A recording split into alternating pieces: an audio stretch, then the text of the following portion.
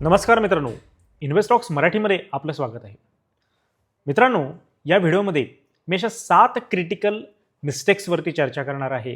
जे मिस्टेक्स जर का आपण 2026 मध्ये अव्हॉइड केले तर आपण निश्चितपणे एक प्रॉफिटेबल ट्रेडर किंवा गुंतवणूकदार बनू शकतो. असं म्हटलं जातं, most people don't lose money because of market fall, they lose money because of their own mistakes.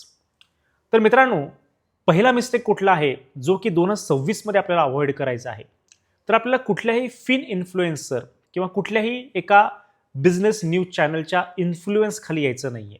आपल्याला गुंतवणूक करताना किंवा ट्रेडिंग करताना आपण नेमकं काय करतोय, आपण घेतलेला ट्रेड हा कितपत प्रॉफिटेबल जाऊ शकतो किंवा कितपत या ठिकाणी लॉस मेकिंग हा ट्रेड होऊ शकतो, म्हणजे रिस्क आणि रिवॉर्ड हे नेमकं काय आहे हे 100% आपल्याला माहिती असणं गरजेचं आहे.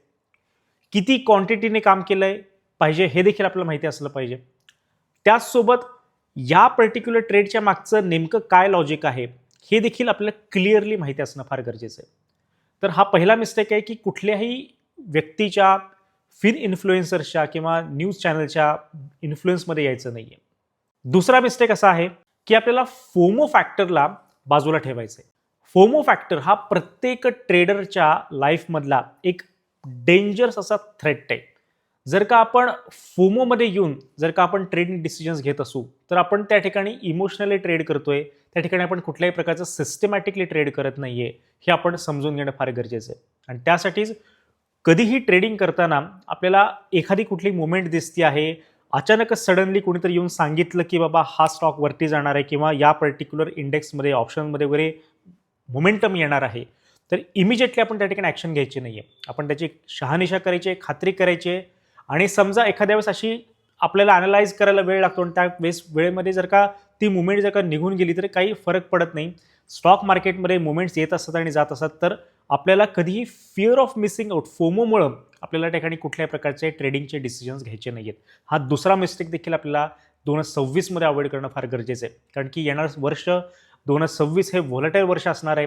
कारण की आता अलीकडच्या काळामध्ये जर का तुम्ही पाहिलेलं असेल तर टेरिफ रिलेटेड परत उलट्या सुलट्या न्यूज यायला सुरुवात झालेली आहे. आणि पर्टिक्युलरली जानेवारी महिन्यामध्ये जे सुरुवातीच्या काही दिवसांमध्ये जो काही बुलिश मोमेंटम आपण एक्सपिरियन्स केलेला आहे, तो बुलिश मोमेंटम 8 जानेवारीच्या दिवशी आपण या ठिकाणी व्हॅनिश होताना बघितलेला आहे. मेटल इंडेक्स, IT इंडेक्स मोठ्या प्रमाणामध्ये पडझड आपण पाहिलेली आहे. पर्टिक्युलर मेटल्समध्ये खूप मोठ्या प्रमाणामध्ये बुलिश मोमेंटम आला होता आणि मेटल इंडेक्स 8 जानेवारीला आपण या ठिकाणी ड्रॉप होताना, चांगल्या सबस्टॅन्शियली ड्रॉप होताना पाहिलेलं आहे. त्यामुळं फोमोमध्ये कधीही आपल्याला अडकून पडायचं नाहीये.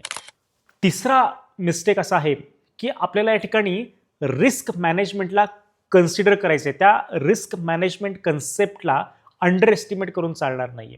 बरेचसे लोक रिस्क मॅनेजमेंटला अंडर एस्टिमेट करतात. आता या ठिकाणी एक गोष्ट कन्सिडर करण्यासारखी आहे. तुम्ही तुमच्या ट्रेडिंगच्या लाईफमध्ये एक्सपिरियन्स केलेला असेल, आपण कन्सिस्टंटली प्रॉफिट बनवत असतो. 5-6 ट्रेड तुमचे प्रॉफिटेबल ट्रेड असतात आणि 8वा ट्रेड असा येतो की ज्यामध्ये तुम्हाला मोठा लॉस होतो. समजा तुम्ही कन्सिस्टंटली 5,000, 10,000 तुम्ही कमवलेले असतील, 70,000-80,000 तुम्ही 5-7 ट्रेडमध्ये कमवले असतील आणि 8वा ट्रेड जर का तुम्ही रिस्क मॅनेजमेंट जर का केली नाही आणि त्या ठिकाणी जर का तुम्हाला सडनली 50-60 हजाराचा किंवा 1 लाखाचा जर का लॉस झाला, तर त्याविषयी तुमची मानसिकता काय असते हे जरा तुम्ही एक्सपिरियन्स करून बघा. त्यामुळे रिस्क मॅनेजमेंट या गोष्टीला अंडर एस्टिमेट करायचं नाहीये. रिस्क मॅनेजमेंट ही आपली इनडेप्थ असायला हवी, इंटॅक्ट असायला हवी आणि त्या गोष्टीला धरूनच आपल्या सर्व ट्रेडिंग ॲक्टिव्हिटीज किंवा ट्रेडिंगचे डिसिजन्स आपल्याला घ्यायचे आहेत. चौथा मिस्टेक आपल्याला या ठिकाणी अवॉइड करायचा आहे की believing market will always recover. हे एक मिस्टेक आहे ॲक्च्युली, की प्रत्येकाला असं काय वाटत असतं की मी समजा एखादा स्टॉक घेतलेला आहे किंवा एखादी आपण एक गुंतवणूक केलेली आहे, तर हे मी खूप अभ्यास करून, खूप ॲनालाइज करून घेतलेलं आहे आणि या ठिकाणी भले सध्या या ठिकाणी फॉल आलेला असला तरी पुढच्या काळामध्ये हा स्टॉक वरती जाईल. तर अशा व्यक्तीने किंवा अशा वेळेस तुम्ही सुझलॉन एनर्जीचा चार्ट बघणं गरजेचं आहे. 2008 सालची सुझलॉन एनर्जीची तुम्ही रॅली बघा आणि त्यानंतर आलेला फॉल बघा, किंवा तुम्ही आयडिया वोडाफोनचा स्टॉकचा चार्ट ओपन करून बघा. म्हणजेच थोडक्यामध्ये काय की कायमच बिलीव्ह करणं की मार्केट हे या ठिकाणी रिकवर होईल, तर ती रिकव्हरी 100% येईल याची काहीही गॅरंटी नाही आहे. त्यामुळं जिथे तुमचे स्टॉप लॉसेस हिट होत आहेत त्या पोझिशन्समधनं बाहेर पडणंच शहाणपणाचं लक्षण आहे.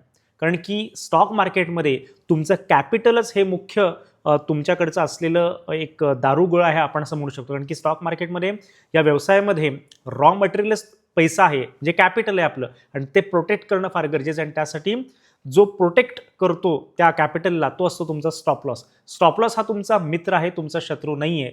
त्यामुळं जिथे जिथे स्टॉप लॉसेस हिट होत आहेत त्या ठिकाणी एक्झिट करणं कधीही शहाणपणाचं लक्षण आहे. त्यामुळे हा चौथा मिस्टेक कुणीही करू नकात की कायमच मार्केट वरती जाईल, हा कधीही तुम्ही या ठिकाणी थॉट तुमच्या मनात येता कामा नये. जिथे एक्झिट म्हणतंय तिथे एक्झिटच केली पाहिजे. पाचवा मिस्टेक आपण या ठिकाणी अवॉइड केला पाहिजे तो म्हणजे आहे की नो ॲसेट अलोकेशन. म्हणजे आपण ॲसेट ॲलोकेट करण्याचा किंवा रिस्क डायव्हर्सिफाय करण्याचा कधीच विचार करत नाही. तर हा देखील एक मिस्टेक आहे. तो मिस्टेक अवॉइड करण्याचा फार आवश्यकता आहे, पर्टिक्युलर 2026 जर का आपण आपले 100% पैसे इक्विटीजमध्ये जर का लावत असू तर ही शुद्ध एक वेडेपणाची कृती आहे असं मी म्हणू शकतो. आपले पैसे या ठिकाणी इक्विटीज, डेट मार्केट, त्यासोबत थोडंफार गोल्ड आणि इतरही काही कमोडिटीजमध्ये आपण डायव्हर्सिफाय केले पाहिजे. काही थोडेफार आपण लिक्विड कॅशमध्ये देखील असायला हवं. जिथे जिथे चांगली संधी मिळेल तिथे त्या ठिकाणी ते कॅश परत आपण मार्केटमध्ये आणू शकतो. पण 100% आपण त्या ठिकाणी इक्विटीज किंवा 100% डेटच किंवा 100% आपण या ठिकाणी गोल्डमध्ये वगैरे जात असेल तर ती देखील या ठिकाणी एक 100% मिस्टेक आहे. त्यामुळे प्रॉपरली रिस्क डायव्हर्सिफाय करणं गरजेचं आहे. तुमच्याकडच्या असलेला जो का फंड जो काही तुमच्याकडे असलेला फंड अवेलेबल आहे तो प्रॉपरली तुम्ही डायव्हर्सिफाय करणं हे गरजेचं आहे. व्यवस्थित त्या ठिकाणी हवं तर तुम्ही चांगल्या तज्ज्ञ लोकांचा सल्ला घेऊ शकता की प्रॉपरली किती पर्सेंट कुठल्या ॲसेट क्लासमध्ये लावले पाहिजेत. तर प्रॉपर ॲसेट अलोकेशन हे तुम्ही करून घेणं फार गरजेचं आहे. त्यामुळे हा मिस्टेक जर का आपण अवॉइड केला तर निश्चितपणे आपण एक चांगल्या पद्धतीने प्रॉफिटेबल जर्नी आपली स्टार्ट करू शकतो. 2026 सहावा मिस्टेक कुठला आहे तर तो आहे की ऑप्शन्समध्ये ट्रेडिंग करताय पण आपण ऑप्शन्स ग्रीक्सचा नीट अभ्यास केला नाही आहे किंवा आपण ऑप्शन्स नेमके काय आहेत किंवा त्याची एक मेकॅनिझम काय आहे, त्याची टेंडन्सी काय आहे, त्याचं नेचर काय हे न जाणून घेता आपण ऑप्शन्समध्ये जर का ट्रेड करत असू तर तो देखील एक खूप मोठा मिस्टेक आहे. कारण की व्होलटाईल मार्केट कंडिशन्समध्ये जर का आपण ऑप्शन्समध्ये ट्रेडिंग करतोय तर ते वेल्थ डिस्ट्रक्शनचं काम होऊ शकतं. त्यामुळे आपल्याला या ठिकाणी ऑप्शन्समध्ये काम करताना प्रॉपरली ऑप्शन ग्रीक्सचा आपण अभ्यास केला पाहिजे. त्या ठिकाणी टाईम डिके काय फॅक्टर असतो किंवा व्होलॅटिलिटी क्रश काय कन्सेप्ट असती ही देखील पूर्ण माहिती असणं गरजेचं आहे. आणि एका लिमिटेड कॅपिटलने, समजा माझ्याकडे 1 लाख रुपये असतील तर हार्डली 10 ते 15,000 20,000च्याच कॅपिटलनी आपण ऑप्शन्समध्ये ट्रेड केलं पाहिजे. म्हणजे आपल्या थोडक्यामध्ये 20% कॅपिटलने ट्रेड करणं गरजेचं आहे. त्यामुळं ऑप्शन्सचा डिटेल अभ्यास करा. जर का त्याचं 100% नॉलेज नसेल तर ऑप्शन्स ट्रेडिंग हे अवॉइड करणं कधीही शहाणपणाचं लक्षण ठरू शकतं. आणि 7वा मिस्टेक जो सर्वात इम्पॉर्टंट आहे तो म्हणजे no system, only trading with emotions. मित्रांनो, स्टॉक मार्केटमध्ये आपल्याला ट्रेडिंग करताना सिस्टीम्स डिफाईंड असणं फार गरजेचं आहे. जर का तुमच्याकडे कुठल्याही प्रकारच्या डिफाईंड सिस्टीम्स नसतील किंवा कुठले ट्रेडिंग प्लान्स जर का तुमच्याकडे नसतील, केवळ तुम्ही ग्रीडमुळं, जर का मार्केट रॅली करत असेल तर ग्रीडमुळे तुम्ही ट्रेड करताय किंवा मार्केट फॉल करत असेल तर फिअर फॅक्टरमुळे तुम्ही एक्झिट जर का करत असाल तर तो देखील एक मोठा मिस्टेक आहे. त्यामुळे 7वा मिस्टेक आपण अवॉइड करणं फार गरजेचं आहे की आपल्याला प्रॉपर सिस्टीम आपल्याकडे असणं गरजेचं आहे. जर का विदाऊट सिस्टीम आपण जर का काम करत असू तर निश्चितपणे आपण त्या ठिकाणी एक मोठं वेल्थ डिस्ट्रक्शनचं काम करू शकतो. त्यामुळं 2026 हे 7 मिस्टेक्स जर का तुम्ही अवॉइड केले तर निश्चितपणे तुम्ही एक प्रॉफिटेबल ट्रेडर बनू शकता. होपफुली ही माहिती तुम्हाला आवडली असेल. जर का आवडली असेल तर खाली कमेंट बॉक्समध्ये कमेंट करा आणि या पर्टिक्युलर मिस्टेक्सपैकी आत्तापर्यंत तुम्ही कुठले मिस्टेक्स केले ते देखील निश्चितपणे आमच्यासोबत शेअर करा. आणि हा व्हिडिओ कसा वाटला ते देखील सांगा. आणि इन्व्हेस्टॉक्स मराठी हे चॅनल जर का तुम्ही आत्तापर्यंत सबस्क्राईब केलं नसेल तर सबस्क्राईब जरूर करा. धन्यवाद.